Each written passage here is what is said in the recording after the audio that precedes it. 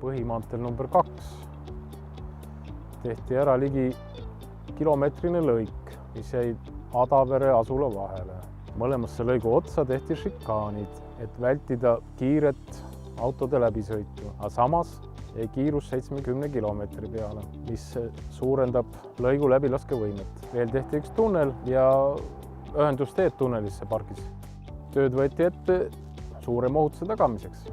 Eritasandiline lahendus on paraku kõige ohutum, sellepärast et siis on otseselt välditud inimeste ja autode ristumine. Tänu ümberehitusele tekkisid ülekäiguradade asemel ülekäigukohad, mis kohaliku omavalitsuse juhi sõnul olid inimestele harjumatud. Vallavanema soovile vastu tulles lisasime sinna ülekäigurajale lisateabevahendid, peatuvata veendu asfaldimärgistusena ja tekkisid lisateavitused inimestele. Põltsamaa vald lubas kasutada ümbersõiduteena Pargi tänavat, mis vajalikul määral rekonstrueeriti tunneli ehitamise ajaks 35 päevaks suunati liiklus ümber. Adavere uus lahendus on kindlasti väga hea lahendus selles mõttes, et turvalisus kasvas sellega ikka väga tugevalt, et nii nagu Adaveres on, meil ju elamutsoon on ühel pool Tallinn-Tartu maanteed ja kool, lasteaed ja töökohad peamiselt on nagu teisel pool, et see inimeste ülekäimine oli meile ikka paras hirm küll ja aastakümneid juba unistasime, et kui saaks Adaveresse tunneli ja nüüd siis see unistus on ükskord täitunud. Ma usun, et rahvas on rõõmus ja meil ka hea meel. Kui teetöödest üldse rääkida, siis tegelikult tehti siin kõiki teetöid, et eemaldati vana kate ja tasafreesiti ja laiendati teed ja ehitati muldkeha, ehitati uusi aluseid, paigaldati asfalti, rajati siis betoontunnel, raudbetoontunnel, rajati sadeveekanalisatsioon, rajati uus välisvalgustus, tõsteti ringi side ja elektritrasse, nii et väikse ala kohta suhteliselt palju erinevaid tööliike. Ja nagu näha on, mis eriliselt, et kuna ta oligi liiklusohtliku koha likvideerimine, siis eriliselt on siin rõhku pandud just nagu liikluskorraldusvahendite paigaldusele ja neid on siin pigem rohkem kui vähem. Ehituse ajal, kus oli kiire vahetähtaeg, tuli paekivi suhteliselt pinda ja me natukene kaotasime sellega aega, et seda paekivi lõhkuda ja lammutada, aga ka selle saime üle.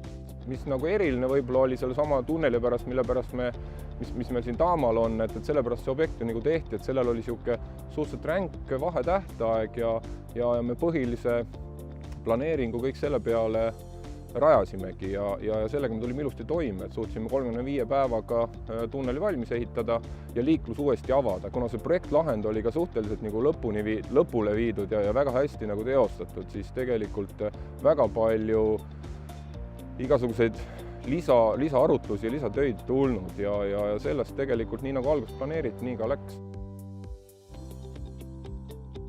Põhimaantee number 3 Jõhvi-Tartu-Valga peal toimusid rekonstrueerimistööd, mille käigus ehitati ümber must ristmik, ehitati uus kate ja rajatakse raskeliiklusele parkla, laias laastus suuremad tööd. Tööd võeti ette eelkõige liiklusohutuse ja sõidumugavuse pärast.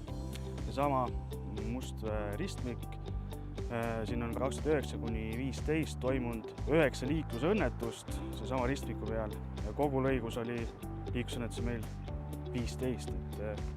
Kui enamus on meil ristmiku peal, siis üks asi on liiklusohutus. Teine asi sama, et meil puudus raskeliiklusele ohutu puhkamisvõimalus ja nüüd parkplaan on see olemas. Valdavalt olid siis kas projektis olevad arusaamatused või vead ja probleemid maaomanikega. Uue killustikukihi paigaldus, kõigepealt siis vana põlevkivituhk stabiliseeritud aluse lammutustööd, profileerimistööd, Z-killustikust alus ja siis kompleks stabiliseerimine tuli sellele peale ja veel 2 kattekihti ehk siis asfaltbetoonid. Kasutati ehituse mõttes lahendusi 3D-tehnoloogial ehitamine ehk siis mudeli põhjal nii aluste kui ka katendini üles-välja ehitus. Toimus siis satelliittarkvara ja muude asjade baasil, masinad olid ka sellega varustatud. projekti mõttes lahendusi kasutati tavapäraseid ehk mitte midagi muud ja sellist nii-öelda väga innovaatilist teedeehituses ei ole, et ikkagi tüüpiline nii-öelda aluseehitus, millele siis järgnes kattepaigaldus. Pärast siis vana katte freesimist avaldus meil selline pilt, mida ei ootanud eriti, et tuli selline peenrateraline materjal välja, mille tõttu ka hoolduskulud seisundi taseme tagamiseks olid siin üsna suured, aga nii-öelda töövõtjana olime sellega arvestanud. Siis samamoodi võib ka ilma mainida, et talv, nagu aastad ei ole vennad, saabus meil siin see aasta siis natukene varem, kui see nüüd selle ristmiku ümberehituseks läks, siis kuna inimene liigub ja liikleb harjumuspõhiselt enamuses ja märkide poole pealt väga ei jälgita, siis tekkis segadusi. Ütleme nii, et kuna tööprotsess liikus päev-päevalt ja olukord muutusid päev-päevalt, ka liiklusskeemid sellega kaasa, siis inimesed ei saanud iga päev aru, et kuidas, kuhu minna. Aga proovisime võimalikult hästi selle selgeks teha. Uudsena võib tuua need samad ohutussaartel olevad helkurid. Ma ei kahtle selles, et see tee saab kvaliteetne, korralik. Mulle eriti positiivses mõttes jäi silma see meeskond töövõtja poolt, kes siin töötas. Ma olen näinud erinevaid meeskondi, ütleme nii, et see on siin kaugelt üle keskmise. Tellija on väga hasartselt juures olnud, nii et mulle meeldib, kui tööd tehakse hasardiga, tehakse tahtega, et saaks ilus asi ja et ta teeniks meid kaua. Täna me saame super ristmiku, mis kindlasti lahendab kõik küsimust nii logistiliselt kui turvaliselt. Ja kui nüüd haldusreformi käigus Mustvee saab ka uueks keskuseks, see on väga oluline ka, et transport oleks loogiline, et kõik oleks korrektne, turvaline ja kaasaegne. Tegemist on riigimaantee number 57 Mudiste-Suure-Jaani-Vändra maanteega kilomeetritel 39,7 kuni 42,7. Tööd võeti ette seetõttu, et olemasolev tee ja mõisasild olid amortiseerunud. Samuti oli vaja oluliselt tõsta Vändra-Alevi vahelise lõigu liiklusohutustaset. Tööde käigus rekonstrueeriti 3 kilomeetrit riigimaanteed, olemasolev mõisasild lammutati ning ehitati asemele uus kaheavaline teraskaartest sild. Selle kõrval olev jalakäijate sild rekonstrueeriti. Alevi vahelisel lõigul ehitati välja uued sadeveesüsteemid, paigaldati uued välisvalgustid, ehitati kergliiklusteid ning korrastati liikluskorraldusvahendeid. Ehitushange teostati ühishankena koostöös Vändra Alevi valitsusega, kus Alevi valitsuse kanda jäi siis bussijaama esise platsi rahastamine ning osaliselt ka kergliiklusteede rahastamine. Kui vanad teemullet eemaldati, siis lühikestel lõikudel oli tee all väga erinevaid konstruktsioonikihte vanasti rajatud, et oli siis tugevat paepinnast, mida tuli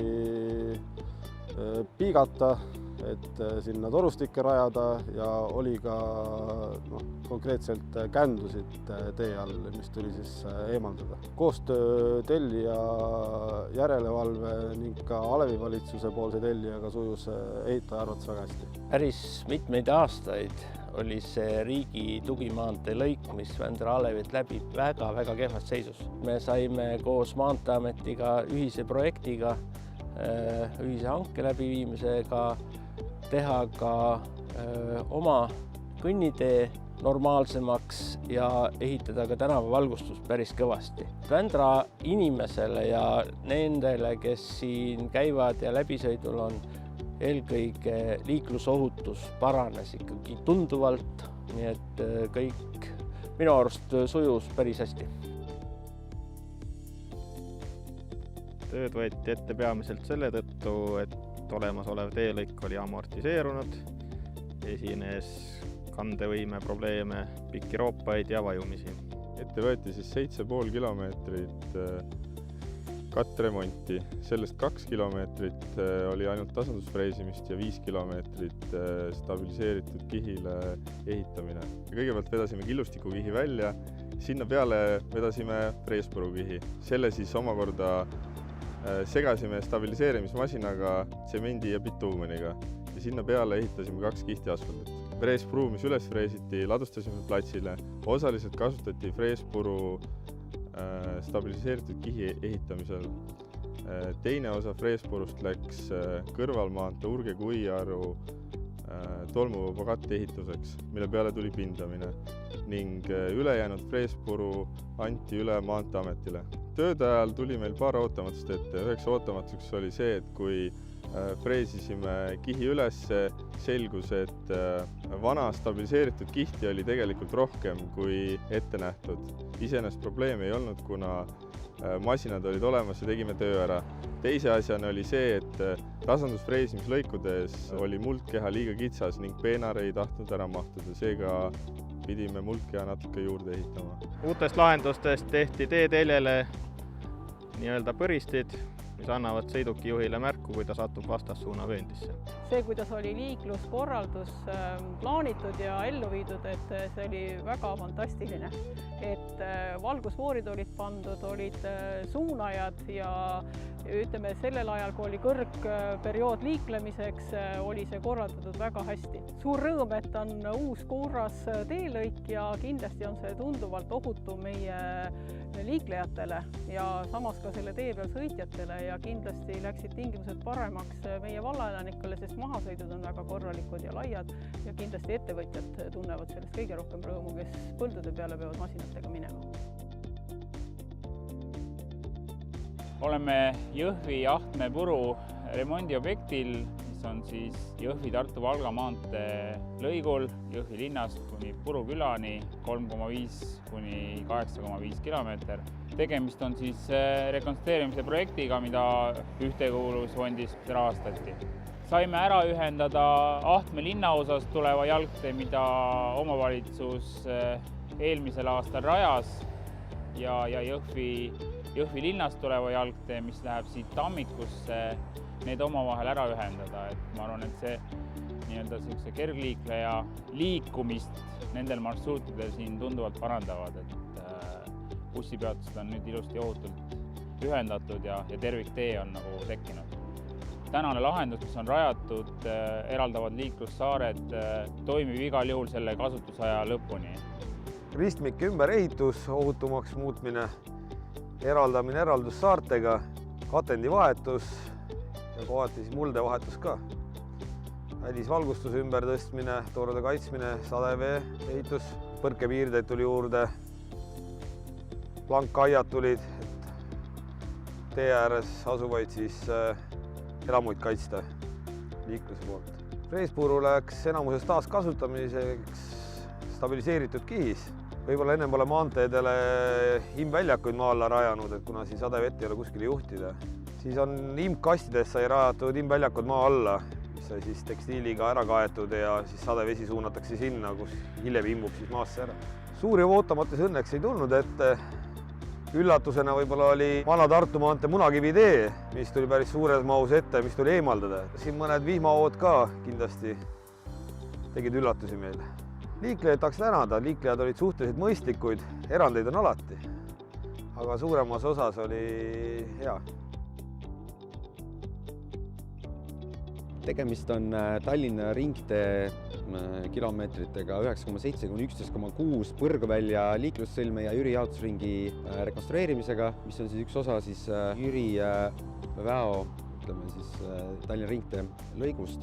Tööd võeti ette seoses liiklusintensiivsuse kasvamisega viimase 10 aasta jooksul, mis on siin juba üle 10 000 auto ööpäevas, seoses liiklusohutuse suurendamise ja ummikute vähendamisega. Rekonstrueeritud sai 1,9 kilomeetrit 4-rajaliseks, pluss siis eritasandiline ristmik siia Jüri Assaku ristmikule ja jaotusringi siis rekonstrueerimine. Eks meie jaoks oli võib-olla veidikene keeruline lahendada ära selle piirkonna siis liikluskorraldus, kuna tegu ei ole mitte ainult Tallinna ringtee liikluskorraldusega, vaid siia ringteele suubuvad nii Jürist tulev liiklus kui Põrguvälja tööstuspargis tuleb liiklus ning lisaks Jüri jaotusring on sõlmeks siis Tartu maanteega ühenduse jaoks, et see kõik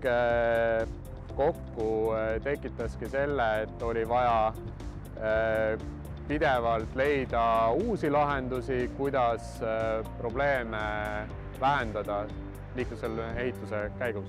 Lisaks olid sellised ootamatused nagu pääsukesed, mis tekitasid meile töödesse circa 1 kuuse ajalise nihke väljakaevete käigus, kus avaldusid nii-öelda vana teetammi nõlvad. See oli mingil põhjusel oli pääsukeste jaoks väga mugav koht, kuhu enda pesasi rajada ning circa 30-meetrine tsoon oli meil siis tihedalt täis pääsukesi ning nende nii-öelda siis pesitsemisaeg sattus meil kõige tihedama ehitusajaga samasse ajajärku. Nende pesade kaitsmine ning tööde teostamine samal ajal samas piirkonnas oli mõnevõrra keeruline. Lahendustena kasutati siin erinevaid kommunikatsioonide paigaldusmeetodeid, nii kinniseid kui lahtiseid. Väga mitmed trassid on siin paigaldatud põhimaantee alt läbi paekivi puurimise teel. Tallinna piirkonnas eelnevalt ei ole väga palju kasutatud betoonist põrkepiiret, eraldamaks 2 sõidusuunda. Et siin nüüd pandi seda paika circa kilomeetrine lõik ning järgnevad liiklussõlmed saavad samamoodi betoonpiirde. Tegemist on Tallinn-Tartu maantee 4-rajalise maantee remondiga. Remonditud sai Mõigu ja Pildiküla vaheline teelõik kogupikkusega 7 kilomeetrit. Ja vastavalt siis välja mineval suunal ja sisse tuleval suunal.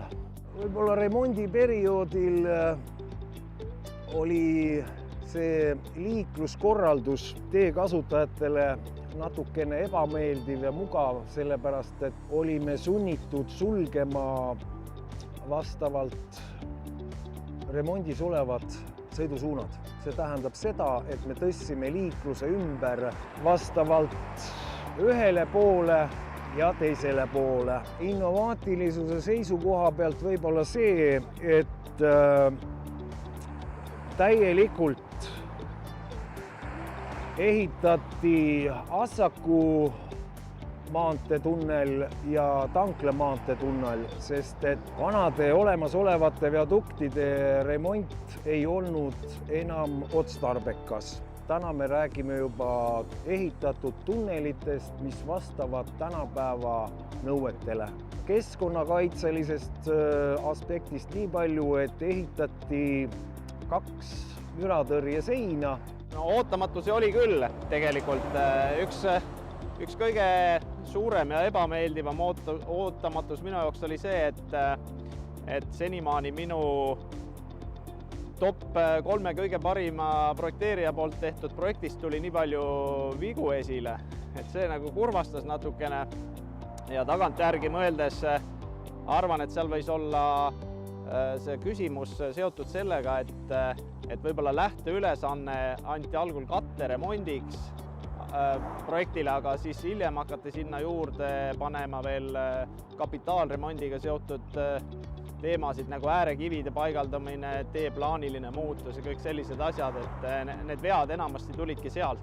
Me ise küll kasutasime tegelikult minu jaoks täiesti huvitavat sellist lahendust, et kui seda objekti ehitati nüüd 2 aastat, et üks suund 1 aasta, teine suund 2 aasta, siis Assaku ja Tankla viaduktidel me pidime justkui noaga selle töömahu pooleks lõikama.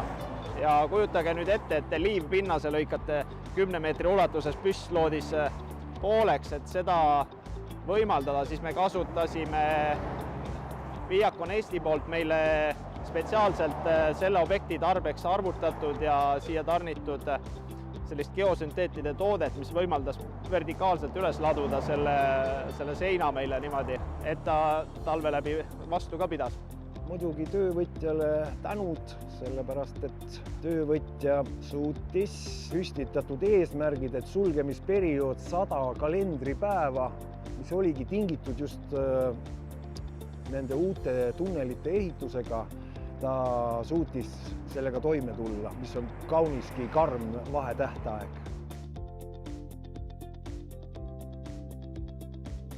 Tegemist on siis Tallinna-Narva maanteega, Sillamäe linna läbiv lõik, 183 kilomeetrit algab, see objekt lõpeb 187 ja praegu käimas on siis esimese etapi ehitustööd, mis on siis 183 kilomeetrit kuni 185 kilomeetrit. Objekti raames rajatakse siis Sillamäe sadamasse viivale raudteele viadukt. Tallinna-Narva maantee viiakse kanalisse siis raudtee alt läbi ning tervikliiklussõlme rajamiseks rajatakse ka 2 maanteeviadukti tänaste Linnatänava ristmikule ja Riigimaantee ristmikule. Sillamäe tööd alustati septembri alguses käesoleval aastal ja me oleme niisuguses ettevalmistavas, aga samas ka juba nagu tõsises tööfaasis, et me oleme alustanud uute teekohtade väljakaevamisega põhide süvendisse minemiseks, et põhide süvendi asukoht on 90% ulatuses lahti kaevatud ja alustatud on siis lubjakivi ladendi lõhkumist. Alustatud on gaasitrasside hültside paigaldustega, alustatud on sidetöödega, Rumjantsevi tunneli ehitusega, kus tulevase tunneli auk siis on lahti kaevatud ja rajatakse alusplaati.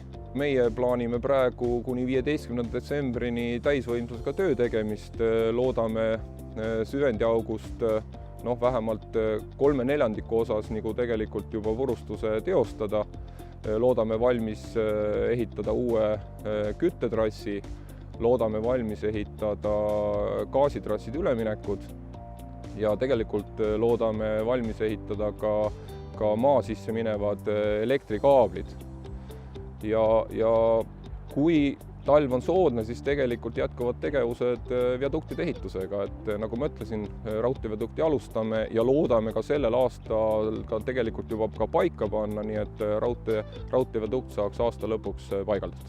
Üldiselt inimesed saavad aru, et see projekt on vajalik, et see on suunatud liiklusohutuse parandamisele, aga loomulikult oli palju küsimusi, mitmeid arutelusid ja kõige suurem mure oli see, et kui muutub liikluskorraldus, et kuidas siis ühest kohast teise inimesed hakkavad liikuma, sellepärast et teisel pool maanteed asub meil haiglakompleks ja suur suvilarajoon, kus on üle 1000 suvila. Mure oli see, et kui süvendatakse maanteed, et kuidas see mõjub siis põhjavee tasemele. Siinkohal tuleb suur tänu öelda Maanteeametile ja projekteerijatele, kes olid nõus ja tegid mitmeid avalikke arutelusid, selgitasid neid aspekte elanikele. Mis puudutab põhjaveed, siis viiakse läbi monitooring ja vajadusel nähakse ette siis meetmed. Tervikprojektist on siis järgmiseks aastateks, kui kõik tehnilised küsimused on lahendatud, siis jääb rajada ka eritasemeline liiklussõlm ja kogujatee ja kergliiklusteed Sillamäe linna Narva-poolse piiril. Asume Tiitel 11 Tallinna ringteel, kilomeeter siis 24,1 kuni 29,6. Siin siis olemasolev sõidutee tehakse 4-realiseks. Seoses sellega ehitatakse juurde ka Juuliku-Tabasalu ühendustee lõik pikkusega 3,3 kilomeetrit. Kõige selle eesmärgiks on muuta siis Tallinna ringteel liiklus ohutumaks ja sujuvamaks. Antud objekti raames ehitatakse välja siis Tallinna ringtee lõik Tammemäe viaduktist kuni Kanamaa viaduktini, siis olemasoleva 2-realise tee asemel tuleb nüüd 2+2 rajaga uus kiirtee. Selle raames ehitatakse välja ka Juuliku-Tabasalu ühendustee, mille realiseerumisel saab siis ära kaotada selle Jälgimäe teefooriga ristmiku. Lisaks teedeehitusele on siin kokku 6 rajatist. nendest 4 tükki Tallinna ringteel ja 2 rajatist uuel Juuliku-Tabasalu ühendusteel. Tallinna ringteel on rajatisteks Saku sild üle Vääna jõe ja Karjavärava viaduktid, mille alt siis jookseb Karjavärava tee läbi. Ja Juuliku-Tabasalu ühendustee peal on Juuliku viadukt, neist kõige suurem, mille kaudu siis see uus ühendustee hakkab üle ringtee jooksma ja siis on veel väiksem autosild üle Vääna jõe. Sellel aastal on plaanis Tallinna ringteel ära teha uus parempoolne niit Tammemäe viaduktist kuni Jälgimäe foorristmikuni ja enamus Juuliku-Tabasalu ühendusteest, aga liiklus sinna peale plaanis suunata ei ole. Suurimatest ootamatusteks võib-olla tooks välja seesama Juuliku viadukti ehitus, mille käigus oli meil vaja rajada gabariidipiirang 4,5 meetrit. Ennem viadukti mõlemil suunal paigaldasime ka gabariidiväravad ja siis vastavad hoiatusmärgid pikalt ette. Ja tegelikult ega ilma eriveose lubadeta poleks tohtinud sealt ka kõrgemad masinad läbi sõita. Küll aga ehituse käigus juhtus korduvalt olukordi, kus sõideti maha meil gabariidiväravad ja ka sõideti ühel ööl sisse viadukti transpordiavasse, millega kahjustati siis kandetalasid ja muid konstruktsioone. Harukordsemana tooksin välja teekonstruktsioonides kasutatava treenkihi lahenduse. Antud objektil kasutatakse killustiku ja liiva segamist objektil. Ülejäänud objektidel reeglina paigaldatakse kõigepealt liiv, tihendatakse see ära ja siis seejärel killustik, kuid siin on teistmoodi, et siis tuuakse liiv objektile, killustik veetakse peale, segatakse läbi ning alles siis tihendatakse. Järgmisse aastasse jääb siis meie poolt projekteeritav lõik veel, mis on suures plaanis sellest Jälgimäe fooriga ristmikust kuni Kanamaa viaduktini, ehk siis mõlemad nii uus parempoolne niit kui vana vasakpoolne niit korda teha ja siis Juuliku-Tabasalu tee peal viadukti pealesõidud. Kohaliku omavalitsuse jaoks tähendab selline suur objekt kindlasti nii positiivset kui negatiivset. Negatiivse poole pealt vast võiks siis välja tuua inimeste kartused suureneva mürataseme üle või vajadus ühistranspordiskeeme ringi korraldada. Teisalt positiivne on kindlasti paranev liiklusohutuse tase ja kiiremad ühenduse võimalused Laagri ja Harku suunal.